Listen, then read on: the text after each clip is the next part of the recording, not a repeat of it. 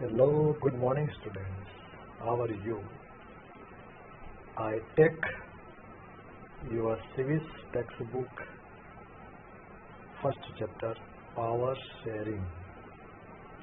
First of all, overview. So let us with this chapter we resume the tour of democracy that we started last year.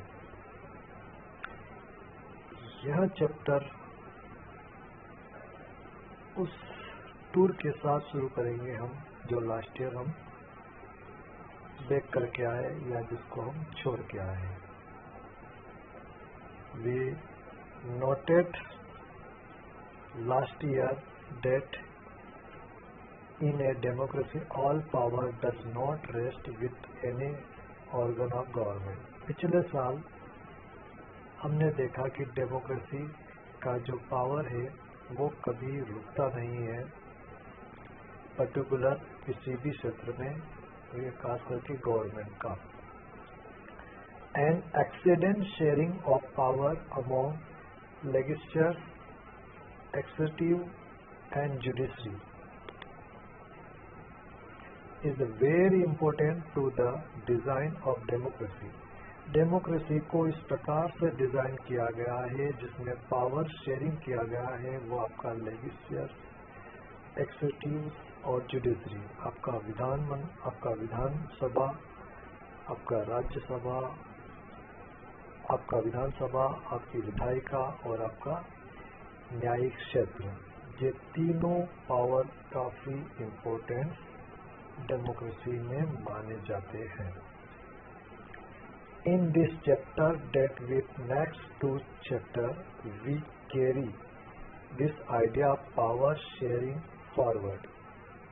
इस chapter में और अगले दो chapter में हम सीखेंगे किस प्रकार विचारों को पावर शेयरिंग होता है और किस प्रकार वो फॉरवर्ड होता है one two one. We start with two stories from Belgium and Sri Lanka, but these stories we are not how democratic handle demand for power sharing. यहाँ हम दो कंट्री बेल्जियम और श्रीलंका से स्टार्ट करेंगे.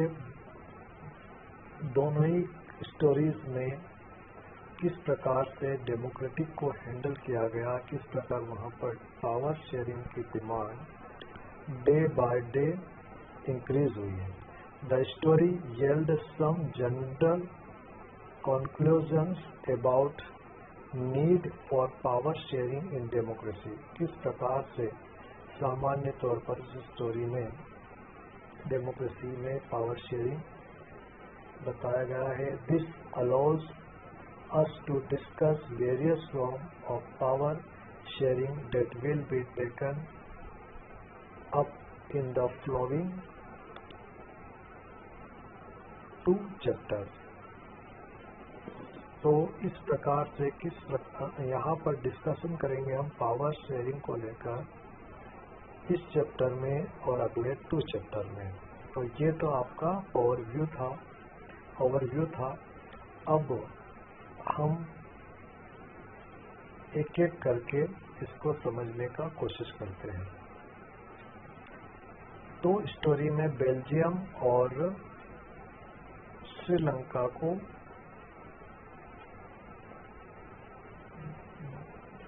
बताया गया है, तो एक एक करके हम उसको वन बाय वन डिटेल से जानते हैं. Belgium is a small country in Europe, smaller in area than the state of Haryana. It has a border with the France, the Netherland, Germany, Luxembourg. It has a population of little over 1 crore, about half the population of Haryana. Belgium एक छोटा सा countries है Europe का.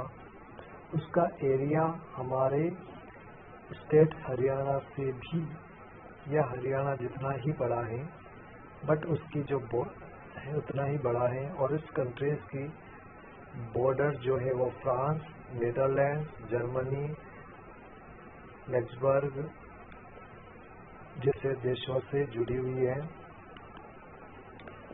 और इसका population something 1 crore के आसपास है, जो हमारे हरियाणा स्टेट की आधी पॉपुलेशन के बराबर भी नहीं है। The ethnic composition of a small country is a very complex.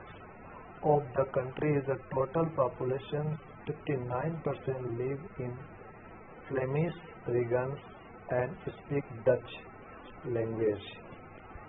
आगे बात करें इस बेल्जियम का, तो यहाँ का इथनिक कंपोजिशन से एक स्मॉल कंट्री होने के नाते ये काफ़ी कॉम्प्लेक्स है। यहाँ पर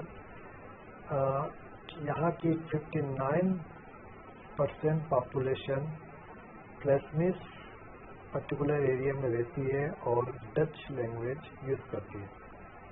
another 40% people live in the Wallonia regions and speak French, और दूसरा 40% पॉपुलेशन वेलोनिया रीजन्स में निवास करता है और ये लोग फ्रेंच लैंग्वेज यूज करते हैं। अब आगे, remaining 1% of the Belgium speak German in the capital city Brussels. 80% people speak French while 20% of Dutch speaking. अब यहाँ पर जो 40% पीपल्स हैं वोलेनिया रीजन्स में वो फ्रेंच बोलते हैं, और बचा 1% जो पॉपुलेशन है बेल्जियम का वो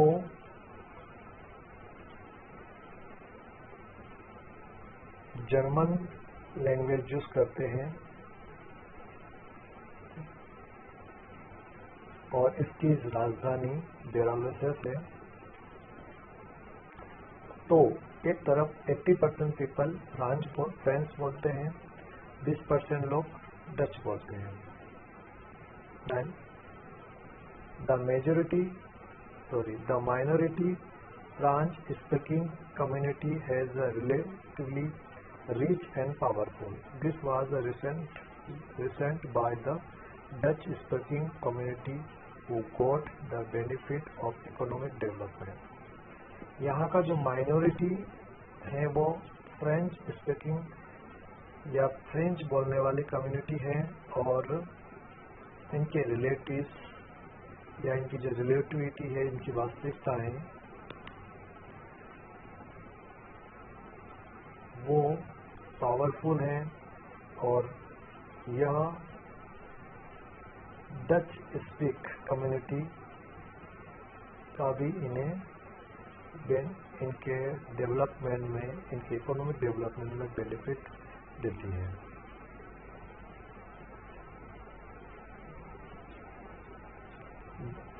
And education much later, this lead to tensions between the Dutch-speaking and French-speaking communities during the 1950s and 60s.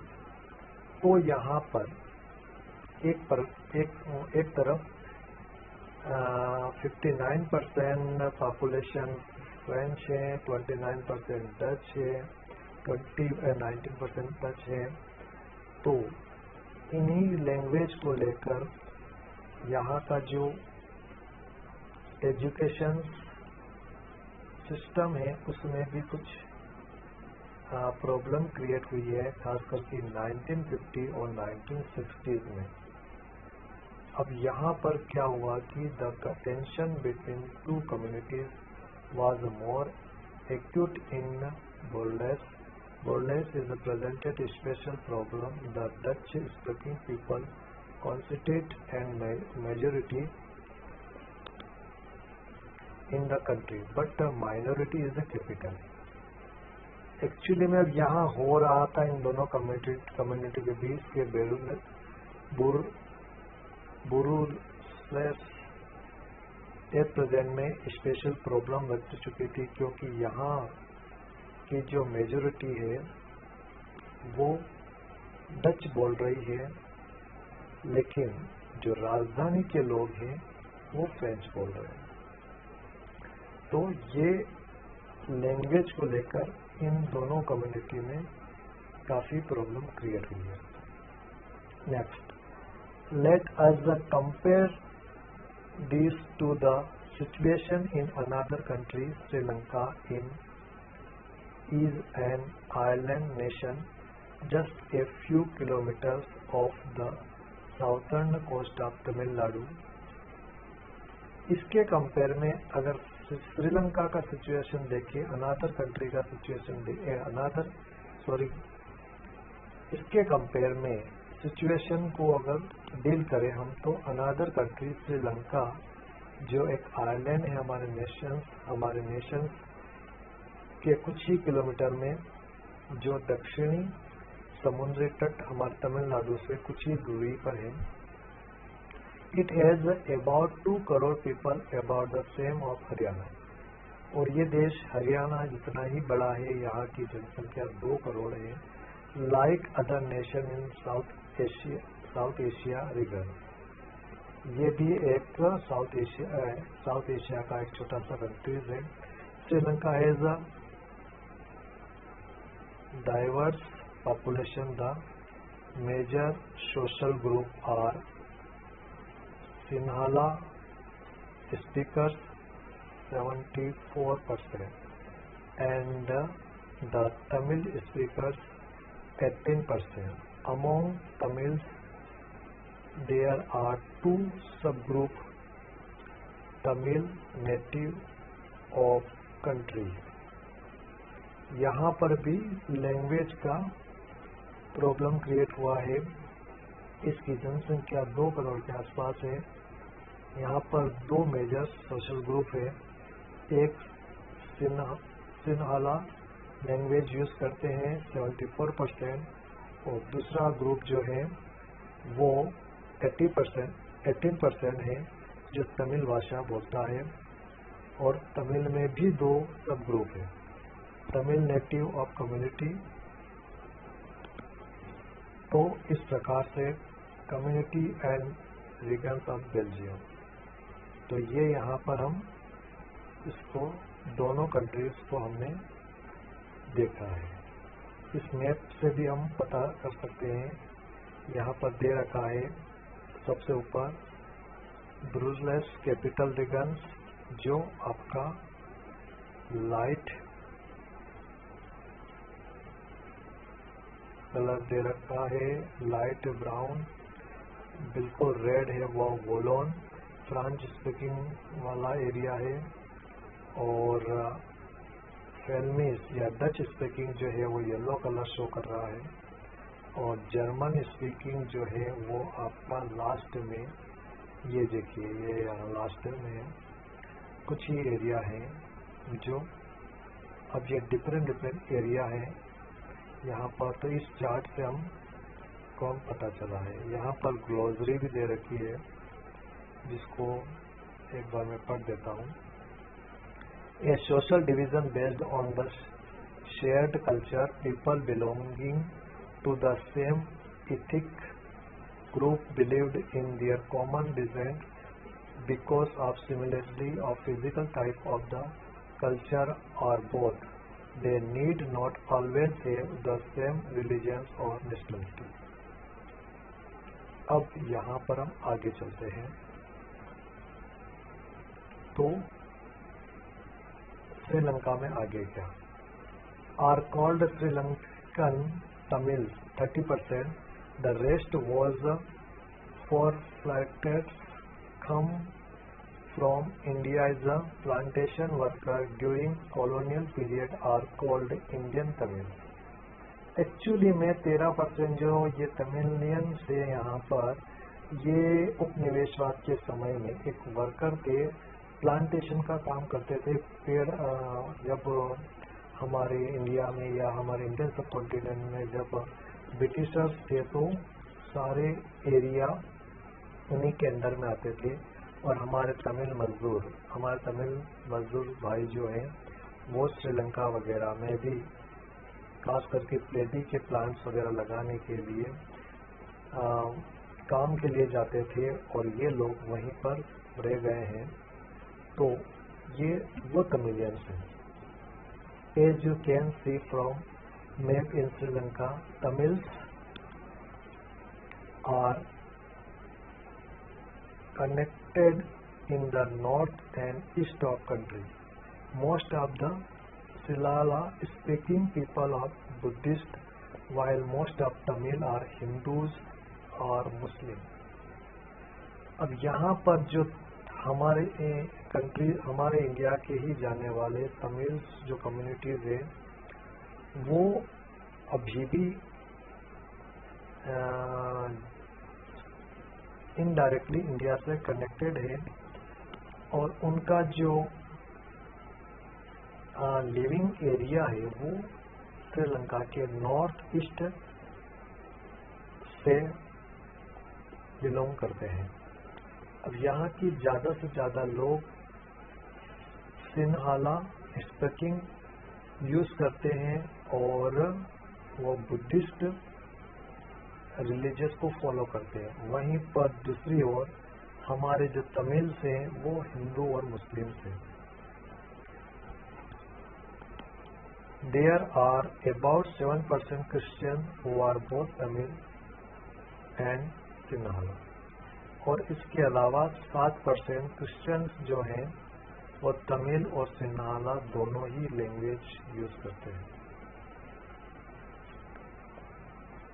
Just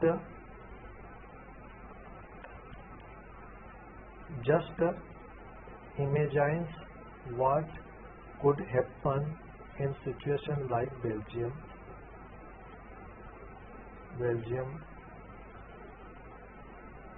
the Dutch community could take advantage of the numeric majority and force its will on the France and German speaking population. This would push the conflict among communities further. This could lead to very massive partitions of the country. Same condition Dutch communities का है अपने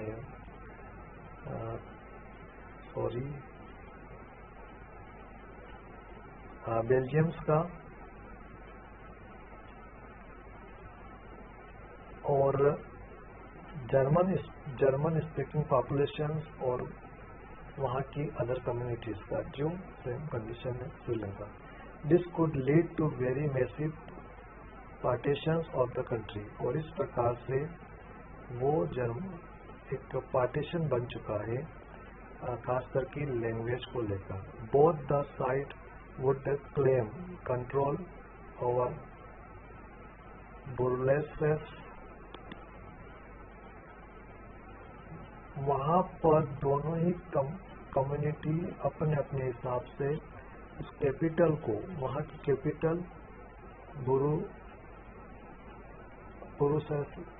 बुरुसेलस को अपने under लाना चाहते हैं या अपना अपना दावा करते हैं। वहीं पर in Sri Lanka the Sinhala community enjoy even bigger majority and would impose its will on the entire country. वहीं पर श्रीलंका में सिन्हाला कम्युनिटी जो है वो तो मेजॉरिटी होने का दावा करती है और अपने मेजॉरिटी होने को लेकर वो काफ़ी इंजॉय भी करती है, काफ़ी खुशी के साथ, और उन्हें तमिलों से ज़्यादा तमिलों को इतना वो इम्पोर्टेंस भी नहीं देते हैं।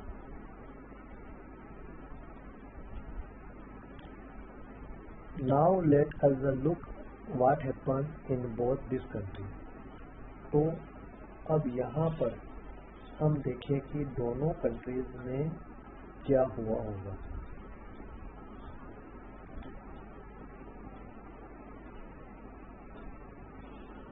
So this is a